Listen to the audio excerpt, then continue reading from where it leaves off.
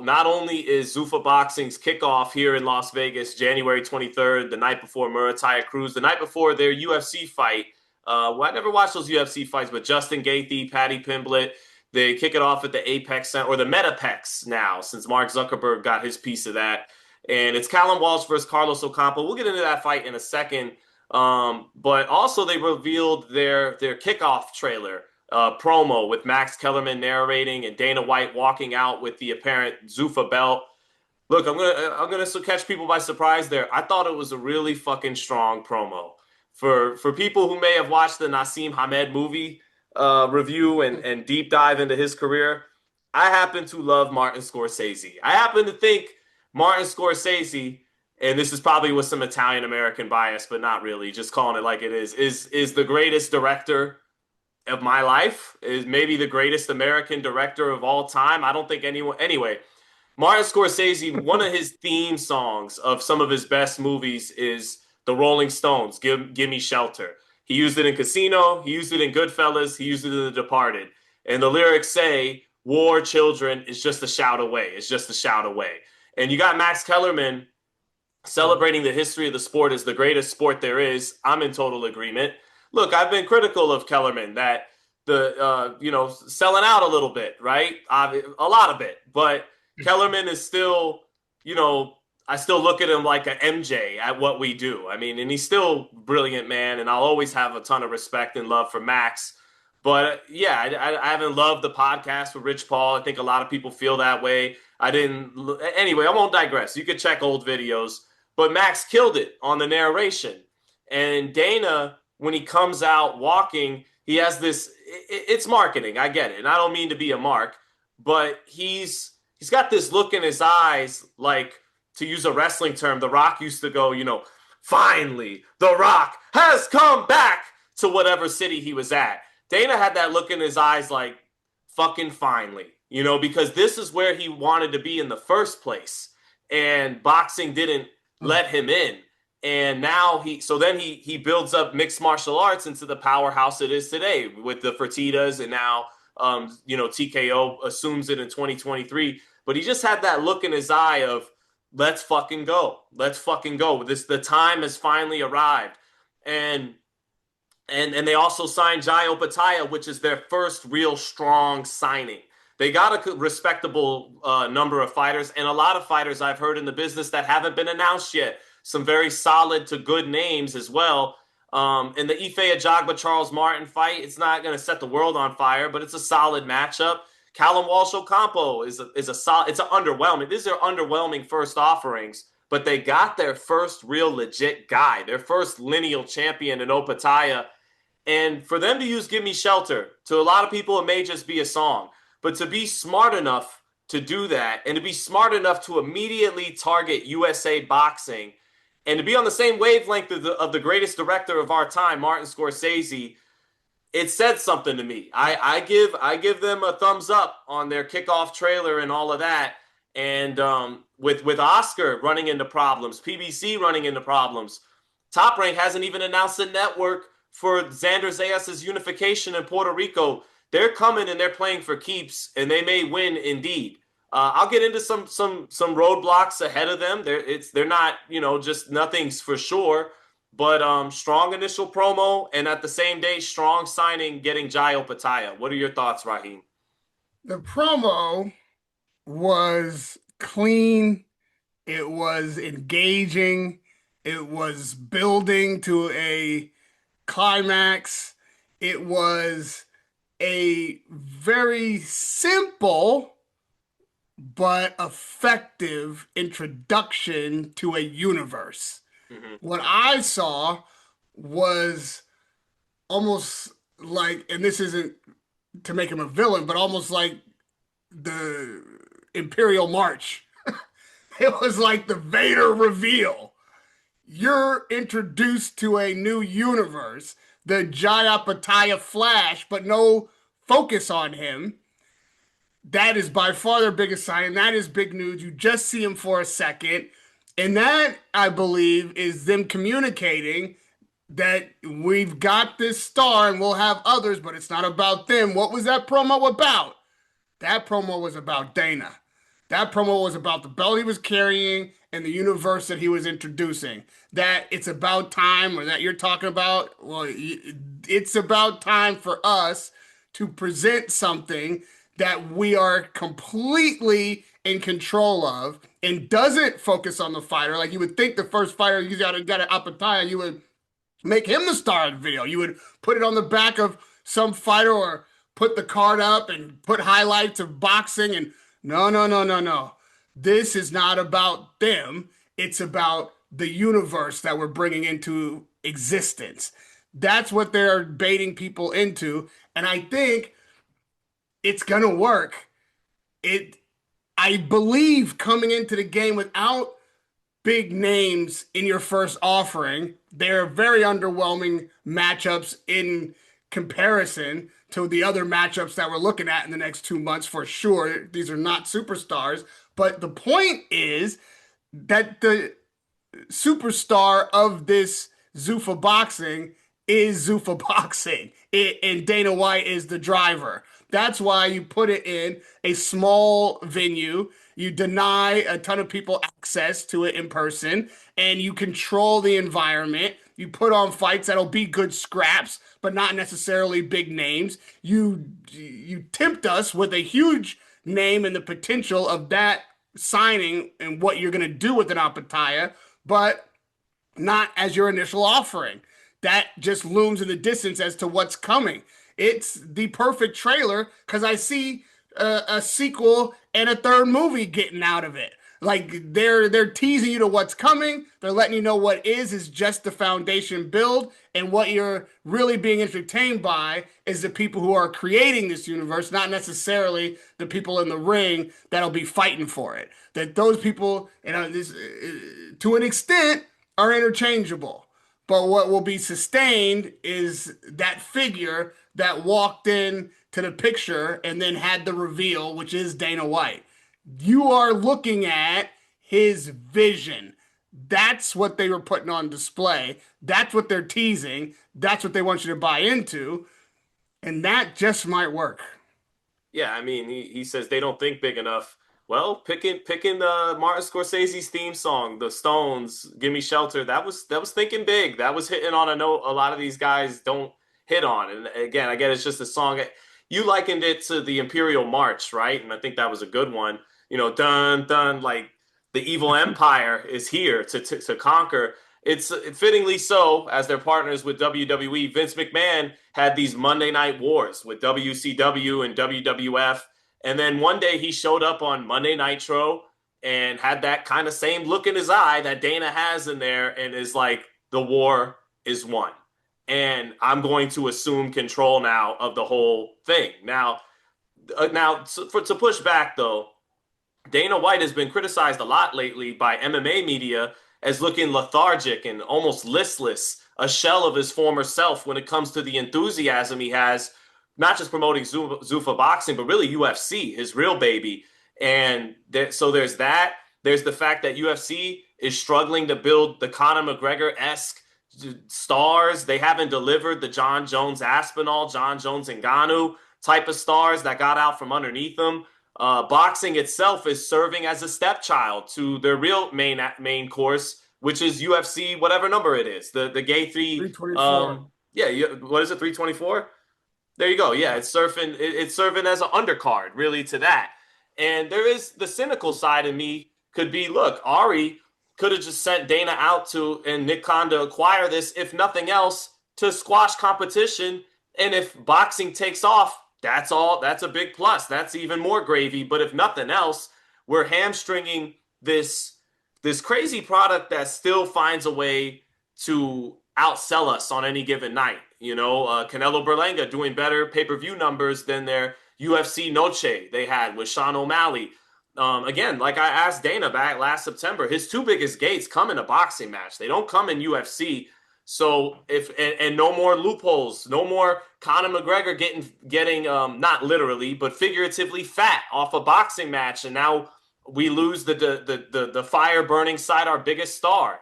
No more Francis Ngannou finding a loophole to make life changing money against Fury, and then we never see him again in our company.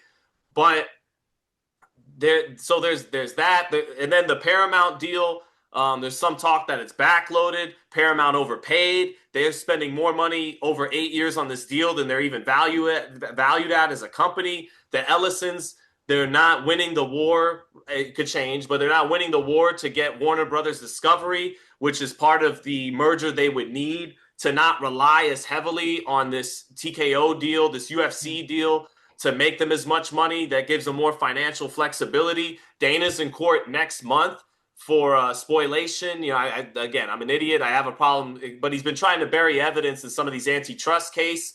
He's got another antitrust case ongoing. So there's a chance that, they're not just going to win and sail off into the sunset, but there's also a chance, maybe even more of a chance, that the long-term winds are blowing in their favor for TKO to become that three-letter conglomerate. And I mean, you're preaching to the choir if you want to talk about monopolistic antitrust potential here, not just between MMA and boxing, but the whole thing. If you look at combat sports, and I called it that because that became a term once boxing had to share the stage, which irritated me.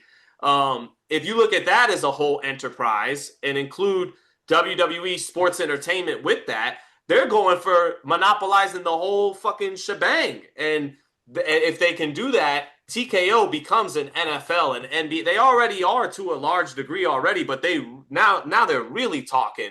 If they can produce the kind of crazy gates and pay-per-view numbers boxing has done without them, with them, in addition to owning WWE and UFC, I mean, it's a wrap.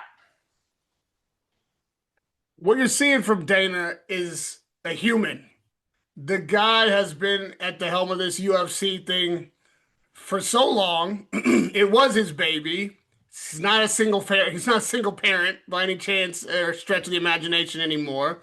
All the things that you mentioned are kind of headaches. There is, I believe, at this stage, some kind of just going through the motions. You haven't launched on Paramount Plus just yet. That is the mark of a completely new era in the UFC. Being able to sell those pay-per-views every few weeks has got to be a crazy high, dude. Having those fight night UFC, so much UFC all the time, and people constantly willing to shell out real money to watch it, and bars paying the added commercial fee and being packed and being at the pinnacle like that and counter program against boxing. I don't care what they say. They were 100% intentionally counter programming boxing, like thumbing their nose at the biggest fights and winning. And being able to winning not because they necessarily won on the night, but they took something away from the boxing and they were able to do it again in 3 weeks, which boxing couldn't, right? This is something I believe that really came to fruition, raised to the pinnacle. He made his money, sold ownership of it, stayed at the podium, but it ain't just his baby anymore. Now it really is a machine that moves unto itself, and this new era it's not the highs that's gonna be anymore. Now it's McDonald's. You know what I mean? Where he was cooking burgers in his backyard with a line around the block. Now you're just franchised out. That's gotta be a little bit of a dip. And the kind of dip that you want. You want $1 billion dip if you gotta lose some interest in your asset. But that's what the power slap's about. That's him chasing that. I want to build something from the ground up. Again, I want to do something that people said can't be done. I want to introduce a vision for something that people doubt and then make it the biggest thing ever. So you see the excitement that he had around Power Slap when it began, how much he's not letting that go. He's still pouring into it, taking some stick for it. People are giving him some criticism for it, but he's not letting that go. And now this vision for boxing, like you say, was his original passion. I think you're going to see that Dana White back, and you're going to see him focus. You're going to see him excited for real about matchups that we're not even that excited about because he's putting his vision forward, because he's taken something that he believes that he will build into an entity that nobody thought he could make it become. That's what you're looking at. There's just a dip right now because I just think, all this stuff going on at the same time. He is only human. The UFC is not quite, I think, giving him the spark that it once did. Power Slap hasn't caught on as he hoped it would yet. But this new Zuffa boxing intrusion into the sport and his massive family of powerhouse players that are committed to making this a success in a time when boxing in America is flat. That is going to inspire this guy to get that energy back and be the force. Yeah. You know what I mean? Now, whether or not it's the force or the dark side, I'll leave that to you and the fans. But it will have that power behind it, and he will have that investment in it. You'll see that Dana back, and I think that what is coming with Zuffa will be very interesting to watch. Whether or not it will stand the test of time, they will sign the kind of talent eventually that they'll need, or they'll build talent out of guys that you've kind of written off for a regard as mid-level fighters that'll never be superstars. You only need a breakout. You only need a guy that you say and are able to point to that is only a star because we built him, and now you're off to the races. Or you get an appetite, you get a guy who is disillusioned from the current boxing environment, can't get unifications, can't unify or become undisputed because the business of boxing, even now, is still difficult to get what he deserves. You get David Benavidez, who's being denied at every weight division the fight that he wants or the opportunity that should be coming his way. And then you have all the disgruntled boxing employees in your house of somewhat, misfits or denied fighters, and you're feeding them a system where they can get the fights that they want and be king. You can't say that there's another cruiserweight out there that is better than Apataya, that is considered more the champion than Apataya is. And now, if all those other guys can't fight him, as opposed to him chasing them around for a fight, well, then you'll always have the true cruiserweight champion in Zuffa. And now none of those guys can fight him. So they're all fighting to be second place now. And whoever fights Opataya in Zuffa, well, that guy who's fighting Opataya is fighting the real champion. And whoever is fighting in cruiserweight other than him is fighting to be the sub-champion, the belt holder. And that is the difference that I think Zuffa is the distinction they're trying to make in the sport. I just went like this because I said, don't give them too much on Benavidez Opataya. That's for another video that we want them to watch after they watch this video.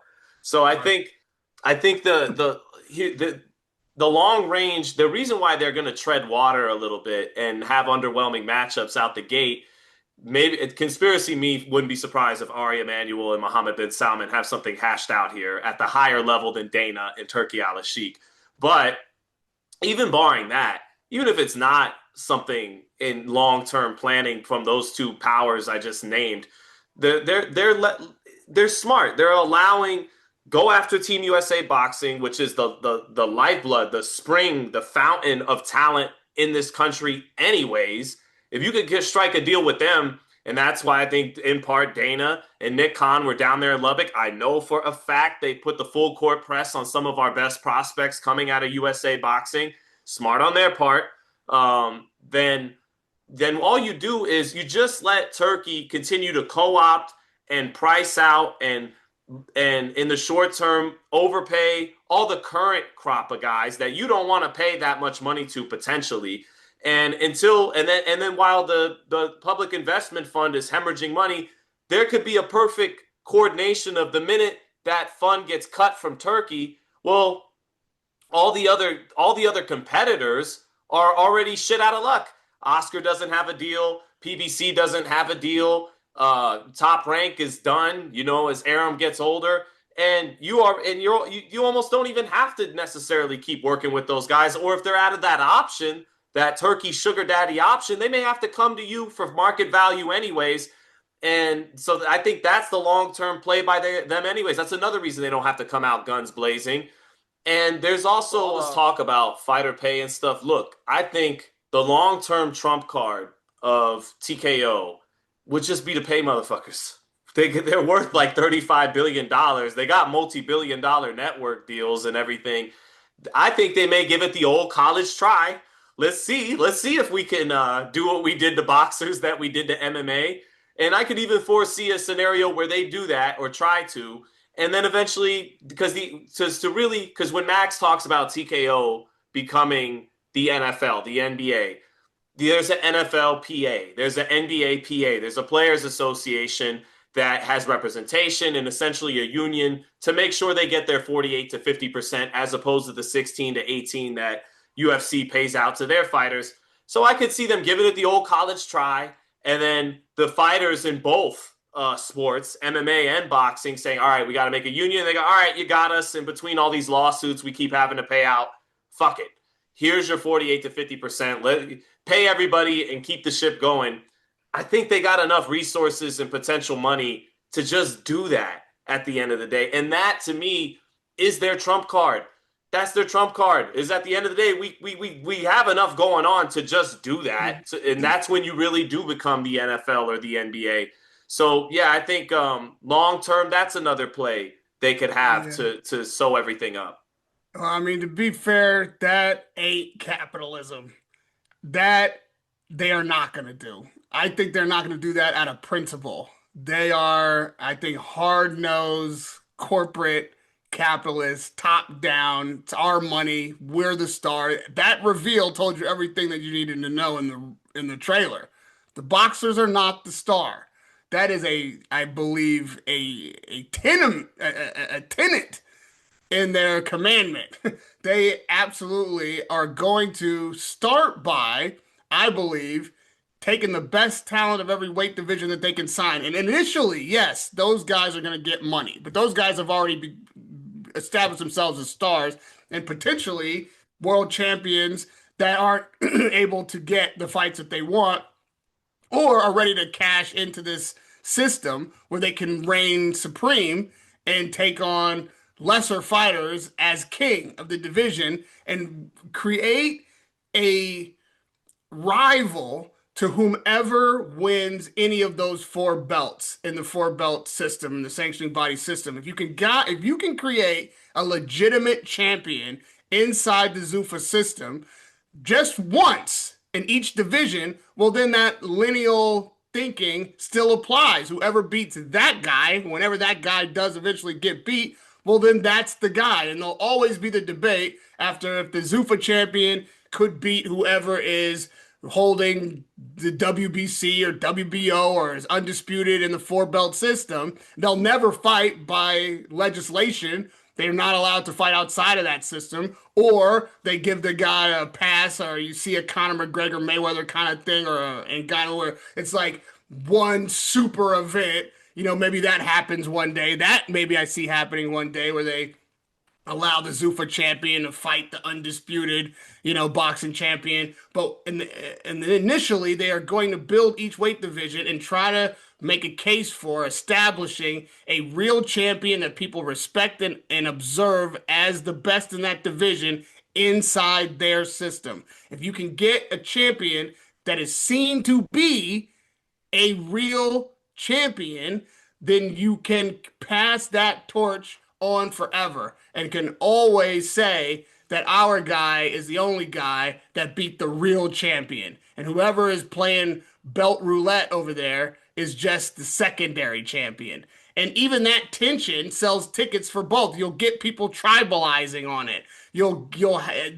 This is again another tool of capitalism. Like you'll divide the boxing community. Your product versus their product. Boxing's always going to be a little chaotic. Boxing's always going to be a little bit like who's fighting the mandatory, who's unifying, who's moving weight classes, and they're going to have so much more control to build an entertainment machine that can present a champion that can maintain a status, and you can see exactly how one guy gets to be the challenger and the next guy and the next guy. He can make unilateral decisions for the entertainment value of the company and the fans, and will rival the chaos that's happening outside of their system. I think that's what they intend to do. And if any fighters get too big for their britches, they're going to say nobody is bigger than the whole. And, those guys are not going to get those big paydays. Nobody is bigger than the whole is a socialist argument, though. That is not a capitalist argument. And I think what you see, When I say the whole shot, I don't mean all the fighters. yeah, Nobody is bigger than the tip of the pyramid. And they see themselves, they're the whole. Like they are the system. Okay, let me say like yeah, nobody's bigger than the system. You're exactly yeah, right. yeah. Maybe that's a better way to put it. So okay, but what I'm saying is, I think what you see more in boxing, apart from just the overpays that they've all done, Heyman, Hearn, Turkey, most notably lately. But I think what you see more in boxing is real laissez-faire capitalism, right? And what's funny about it and ironic about it to me is when Dana and Ari and Nick proposed the Ali Revival Act, they'd say, well, we need a certain level of minimum wage. This is for the middle class of fighters. Sure, in boxing, you get guys, but it's only the top 1% that get to make $10, $20 million. Our model will make sure the little guy, the middle class guy, actually has a platform and gets a normal play. Oh, and free healthcare, and free gym services for everybody, right? So that's a little bit of irony for me. Apart from that, um, this there look while we're saying all this could happen and they could have a whole takeover and be truly the NFL of combat sports and all that. This could also be their XFL. This could also be when Vince McMahon was at the peak of his powers and the WWF was as big a pop culture phenomenon in this country as there was, and we could do no wrong. We're impenetrable, and then we're gonna do this venture, and it falls flat on its face. There's a very solid chance that could happen too. But the difference is you're not going up against the NFL. You're going up against these boxing promoters who are weakening right now in their power. And I think, and to take it to the four belt era thing, look, they could be in trouble. Look, they're not going to get completely taken out of business, but there's a chance they are greatly reduced if the promoters who are weakening right now are the ones who are going to remain in that four belt system, but none of them have networks. And the minute Turkey potentially could pull out in the next 24, 36 months, 5 years, whatever it may be, then they could be fucked, Raheem, with no network, no nothing. And if they continue to grow as the dominant show in town, those four belts aren't going to potentially have the value they have now. There's a solid chance. And I think that's the plan of Dana and them, is to render them a lot less relevant, if not irrelevant, than they are right now. So, Last thought, I don't think that happens because we can't forget that there's a connection between the height of Dana White and Zuffa and TKO's powers. They are in cahoots with the height of Turkey Al Sheikh, His are they Excellency, though? They've and only done one Sellers fight together. powers. Huh? Are they though? I mean, they I announced think this they week, are. but they I only think got one fight together, and yeah, those are they've big had one. egos there. Turkey might look at it like, do I really want to be used as their money guy so that one day they just won't need me anymore? And because I think that's their play. I think that's their play. 100% is we would just use him for the current crop of guys that we can't get to accept the terms we hope to pass with the Ali Act and get these kids from USA Boxing to have to accept and reduce their options and all. But if you're Turkey, it's like, why would I go for that? What do I get out of that long term? I think you're gonna see a rivalry that looks like Democrats and Republicans. Boy, they seem to be fighting and they don't want to have the other one win. And this is gonna be our year, and this is gonna be our year, and we've got the champion. No, we've got the champion. No, this is the best product. No, that's the best product. No, we're these kind of Americans. No, we're these kind of globalists. It's all the same system, Sean. It's all entertainment. Yeah, gotcha. I got Walsh over Ocampo, by the way. Yeah, Okay. more rangy, southpaw. Ocampo, I think. Yeah, got Had a good fight with Fundora. Got stopped in a round by Zoo and it's Errol Spence years ago. It is funny that Dana, in selling the fight, goes, this kid Ocampo, this 30-year-old kid, Ocampo, has only lost in title fights. And it's like, oh, you mean the titles that are full of shit and are not relevant? And well, I guess that speaks to your point, right? But yeah, so we'll see. But I got Walsh winning that fight. You got a winner? I got top-down monopoly capitalism over free market capitalism. All right, cool.